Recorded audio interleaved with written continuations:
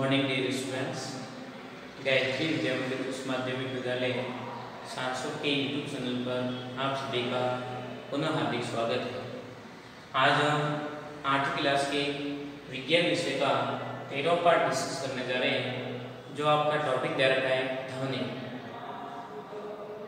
इस पार्ट पर आधारित आज अपना वीडियो लेक्चर तीसरा है, जिसमें आप स्पष्ट करोगे कि ध्वनि को संस्करण के लिए माध्यम की आवश्यकता होती है।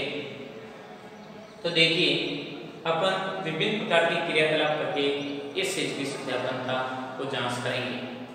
बेसिकली इस पार्ट पर आधारित पिछले 2 वीडियो लेक्चर में आपने देखा होगा कि ध्वनि क्या है, ध्वनि को किसके द्वारा ग्रहण की जाती है, ध्वनि की क्या विशेषता होती है और ध्वनि कब उत्पन्न होती है।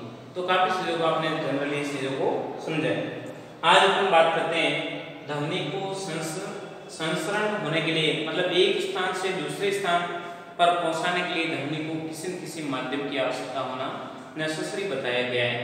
जैसे अलग अलग अवस्था में अपन देखते हैं तो ध्वनि संस्करण की दर क्या होता है या ध्वनि का वेग भिन्न देखा गया है। जनरली मैंने फर्स्ट वीडियो लेक्चर में भी आपको बताया भी था कि ध्वनि का वेग निर्वात में 0 होता है, वायु में कम, जल में थोड़ा अधिक और ठोस में सर्वाधिक देखा गया है। तो देखिए, क्रियाकलाप के तौर पे अपन देखें तो फर्स्ट प्रयोग करते हैं अपन, तो क्या करते हैं, देखिए गैस अवस्था में ध्वनि का संस्करण, गैस अवस्था फर्स्ट अपन किस में देख रहे हैं, गैसीय अवस्था में ध्वनि के संस्करण की प्रक्रिया की बात करें तो मान लीजिए आपने क्या लिया,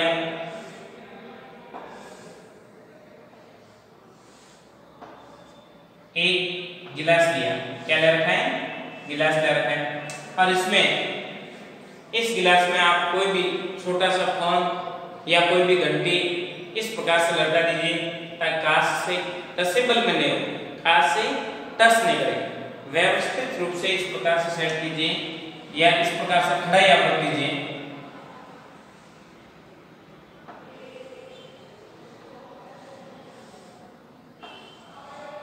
ये मान लीजिए आपने मोबाइल रख दिया, क्या रख दिया, सिंपल सा फोन, यहाँ पे 1 2 3 4 5 6 जो भी नंबर दे रखे हैं, फोन रख दिया, सेल फोन, और फिर बाद में अपने दोस्त को बोलिए कि आप उस पर क्या करें, घंटी करें, क्या करें, घंटी करें। तो घंटी करने पर जैसे कोई अन्य फोन से आपने उसमें घंटी की, तो घंटी करने पर वो घंटी से माध्यम से इससे क्या निकलेगी, तरंगे, क्या होती है, तरंगे, और तरंगे हवा में गमन करती है, वायु क्या करेगी, गमन करेगी चारों तरफ, सभी दिशा में समान मात्रा से समान वेग से गति करके सुनाई जाती है।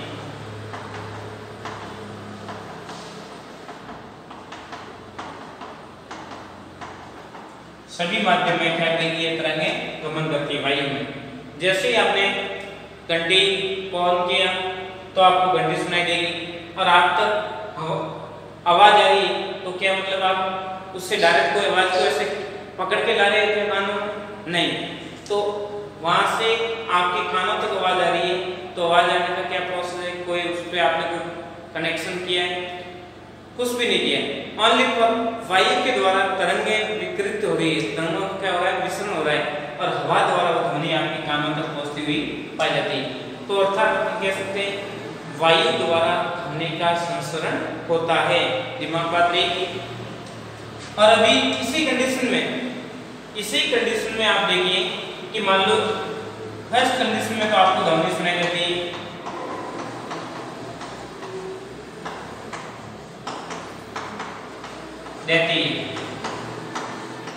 मान लो फर्स्ट कंडीशन ये थी।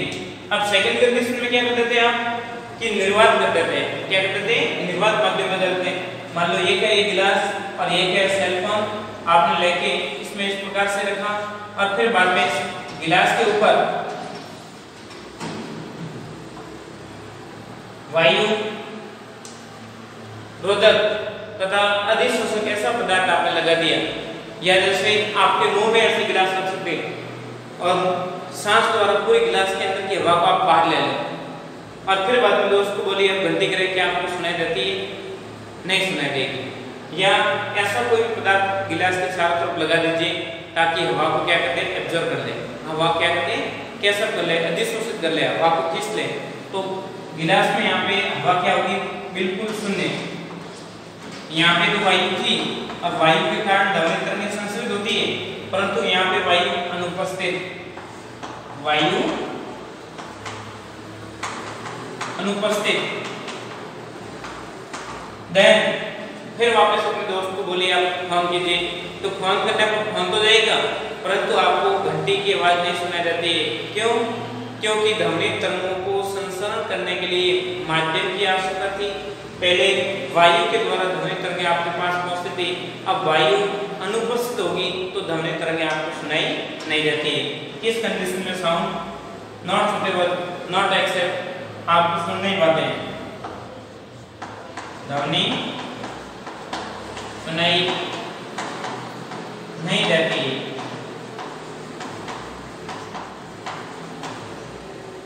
कौन सी बी कंडीशन में? अर्थात अपन कह सकते हैं निर्वात। कैसा माध्यम है? निर्वात है। निर्वात माध्यम में ध्वनि गमन नहीं करती है।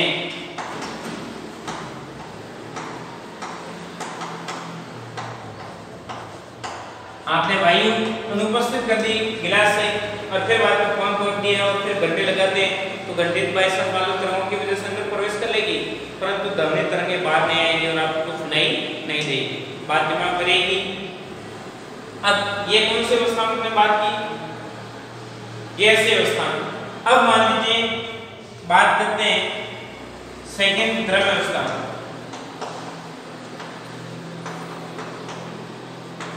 द्रवावस्था में देखते हैं, तो द्रवावस्था में बात करें तो आप एक पानी का टब भर लीजिए। क्या भर लीजिए? टब, पानी का बड़ा सा ले लिया आपने। क्या ले लिया रखना है? बड़ा सा, अपने घर में नहीं होता टब,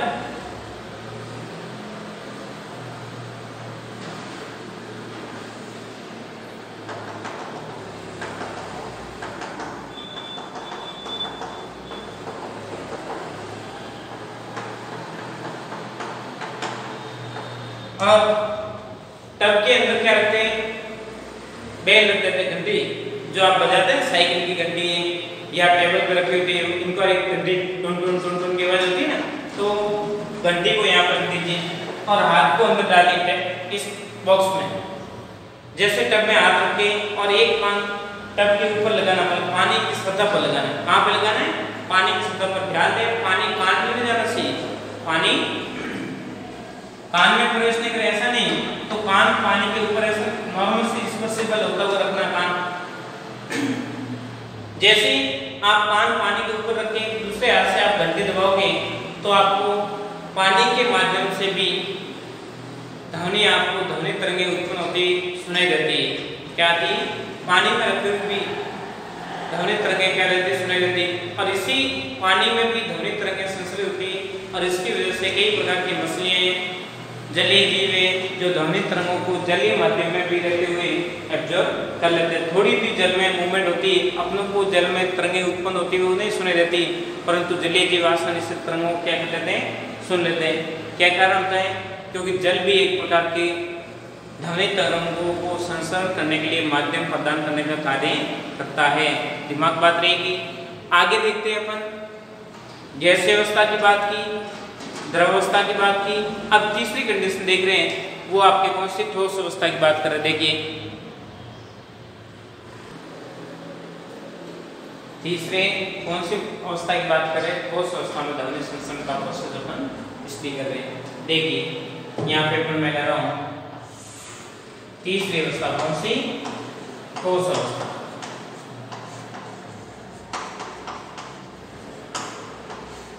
ठोस अवस्था में जैसे आपने कोई टेबल ली, टेबल को ऊपर एक कान आप ऊपर रखें और अपने मित्र को बोलिए थोड़ी सी धीरे से उसमें क्या करें? टन टन टन टन ऐसे क्या बजाने का प्रयास करें, तो आपको क्या वो धीरे से बजाता है तो भी आपको कानों में आवाज आसानी से सुनाई देती है। क्यों? क्योंकि ठोस माध्यम में भी ध्वनि का संचरण होता हुआ देखा जाता है। जैसे या टेबल लिया,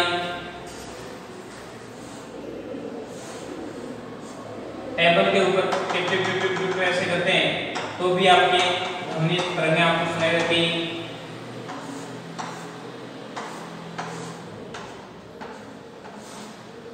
तो भी ध्वनि तरंगें क्या होती है कि आपको पास में सुनाई देती है। या फिर कभी कभार आपने देखा भी होंगे छोटे बच्चों गांव में क्या करते हैं, ऐसे बड़ी सी लकड़ी ले लेते हैं, लंबा सा डंडा ले लेते हैं और फिर बाद में एक दूसरे कानों के आगे रखते हैं और दूसरा उसके आगे से ऐसे बजाता है और दूसरा सुनता है, फिर वापस वो बजाता है, फिर वो सुनता है। तो इस प्रकार का प्रोसेस करते हुए छोटे बच्चों को आपने देखा भी होगा और आपने भी किया होगा। तब एक दूसरे तक ध्वनि पहुंचने का माध्यम क्या हुआ उसमें, क्या आप ऐसे हवा में उंगली बजाते हैं वो सुनाई नहीं देती, परंतु आप जैसे ठोस पदार्थ के थोड़ी थोड़ी बजाने का प्रयास करोगे, उंगली से बजाओगे तो लकड़ी की आवाज उस बच्चे तक सुनाई देती है। क्यों? क्योंकि ठोस में जैसे मान लो ये लंबी सी आपने लकड़ी ले रखी, ए और बी दो बच्चे और यहाँ पे आप बजा रहे हैं, ऐसे टिप टिप टिप कर रहे हो, तो यहाँ से उस तक आपको सुनाई देती है। क्यों? तो आप जनरली बात कर सकते हैं ठोस माध्यम में भी ध्वनि का संचरण होता हुआ देखा जाता है। तो अपन निचोड़ के रूप में क्या बता सकते हैं, ध्वनि संचरण के लिए माध्यम की आवश्यकता आवश्यक है। निर्वात में क्या ध्वनि तरंगें संचरित होती है? नहीं, निर्वात में ध्वनि तरंगें संचरित नहीं होती। उपयुक्त सभी जो अपने क्रियाकलाप अलग अलग माध्यम के करके बताएं, उन सभी से साथ क्या निकलता है, ध्वनि तरंगों को संचरण करने के लिए माध्यम की आवश्यकता होती है। निर्वात में ध्वनि तरंगें संचरित नहीं होती है और ध्वनि तरंगों का भी अलग अलग माध्यम में अलग अलग देखा जाता है। उस परिघटना को मैं भी निचोड़ कर मैं आपके सामने बताता हूँ। एक बार जो क्रियाकलाप कर रखे हैं उसका एक बार स्क्रीनशॉट ले लीजिए। हो गया होगा स्क्रीनशॉट, आगे देखिए। देखिए भिन्न भिन्न प्रकार के अपने क्रियाकलाप की भिन्न भिन्न अवस्था के आधार पर समझाया तो अपन को रिजल्टिंग मान में देखने को मिलता है कि ध्वनि को संचरण करने के लिए माध्यम की आवश्यकता जरूरी है। क्या है? ध्वनि को संचरण के लिए माध्यम अति आवश्यक बताया गया है। माध्यम की अनुपस्थिति में ध्वनि तरंगें संचरित नहीं होती है। तो देखिए अर्थात अपन कह सकते हैं उपयुक्त क्रियाकलाप से निष्कर्ष निकलता है कि ध्वनि तरंगों को संचरण के लिए माध्यम की आवश्यकता होती है। ध्वनि तरंगों का संचरण निर्वात मतलब माध्यम रहित किसी भी प्रकार के माध्यम की उपस्थिति नहीं होती, नहीं हवा तक नहीं होती, उस कंडीशन में आपके ध्वनि तरंगें संचरित नहीं होती। तब अपन देखते हैं चंद्रमा पे जाते हैं तब वहां पे बातचीत नहीं हो पाती। कारण क्या है? अंतरिक्ष में पहुंचने वाले अंतरिक्ष यात्री होते हैं, वहां पर बातचीत करना पॉसिबल नहीं होती। वहां पे ओनली फॉर इशारे पे ही अपना काम चलाते हैं। क्यों? क्योंकि वहां पे हवा की अनुपस्थिति होने की वजह से वो ऑक्सीजन पे जाते हैं, ऑक्सीजन के साथ में लेके जाते हैं, परंतु वहां पे हवा नहीं होने के कारण बात नहीं कर पाते। ओनली फॉर इशारों के माध्यम से अपना काम काज करते हैं। खाने पीने के लिए संगीत, खाने के लिए, सोने के लिए अलग अलग प्रकार के क्या करते हैं, संकेतों के माध्यम से अपना काम चलाते हैं। तो ध्यान दें निर्वात माध्यम में ध्वनि का संचरण नहीं होता है। तब आपको कई बार पूछते हैं चंद्रमा पे बातचीत क्यों नहीं हो पाती है? चंद्रमा पे बातचीत नहीं होने का कारण क्या है? तो दिमाग में क्या बात रहेगी कि चंद्रमा पे बातचीत नहीं होने के कारण वहां पे वायुमंडल की अनुपस्थिति या हवा की अनुपस्थिति होने की वजह से वहां पे चंद्रमा पे बातचीत होना पॉसिबल नहीं होता है। दिमाग बात रहेगी। आगे देखते हैं ध्वनि तरंगों के वेग का क्रम क्या है। ध्वनि तरंगें सबसे अधिक किस माध्यम में अधिक गति करती है? तो ध्वनि तरंगें ठोस माध्यम में सर्वाधिक गति करती है, उसके बाद में द्रव्य माध्यम में, फिर गैस में, और नगण्य बिल्कुल नहीं शून्य वो है निर्वात में। निर्वात माध्यम में किसी भी प्रकार का कोई मूवमेंट होता हुआ दिखाई नहीं देता है। दिमाग बात रहेगी। तो जनरली आज अपने देखा ध्वनि तरंगों को संचरण के लिए माध्यम की आवश्यकता होती है। उपयुक्त को अलग अलग क्रियाकलाप के माध्यम से अलग अलग अवस्था के बारे में स्टडी करके आपने मैटर को कवर किया, व्यवस्थित रूप से समझे। पूरे जो मैटर आज का वीडियो अपलोड किया जा रहा है ओनली फॉर किस पर है? ध्वनि को संचरण के लिए माध्यम की आवश्यकता होती है। एक टॉपिक पे पूरा अपना वीडियो लेक्चर है, अलग अलग अवस्था समझाइए, और व्यवस्थित रूप से स्टडी करें। अगले वीडियो लेक्चर में अपन देखेंगे कि मानव में ध्वनि तरंगों को एब्जॉर्ब करने का कौन सा अंग भूमिका निभाता है, किस प्रकार से ग्रहण की जाती है। तो उसमें अपन देखेंगे कान अपने मानव शरीर में ध्वनि तरंगों को एब्जॉर्ब करने में मुख्य भूमिका निभाता है। कान की कैसी संरचना होती है, कान क्यों ध्वनि तरंगों को एब्जॉर्ब करता है, काफी चीजों को उसमें डिस्कस अपन करेंगे। तो आज के जो आपके सामने अभी मैटर फिलहाल ओपन करवा रखा है उसका एक बार स्क्रीनशॉट ले लीजिए। फिर आगे हम देखते हैं कि अलग अलग कंडीशन में ध्वनि तरंगों से संबंधित अपन और मैटर को कवर करेंगे। अगले वीडियो लेक्चर में अपन देखेंगे मानव कर्ण की संरचना। हो गया होगा आपका स्क्रीनशॉट। इम्पोर्टेंट बात यह कि अभी तक आपने गायत्री विद्या मंदिर यूट्यूब चैनल को सब्सक्राइब नहीं किया, सब्सक्राइब करें, लाइक करें, ताकि अपलोड होने वाले नए वीडियो तथा नया नोटिफिकेशन आपको मिलता रहेगा, ताकि आपकी पढ़ाई कंटिन्यू बनी रहे, घर पे रहे, सुरक्षित रहे, अपना काम करते रहे। थैंक यू, धन्यवाद।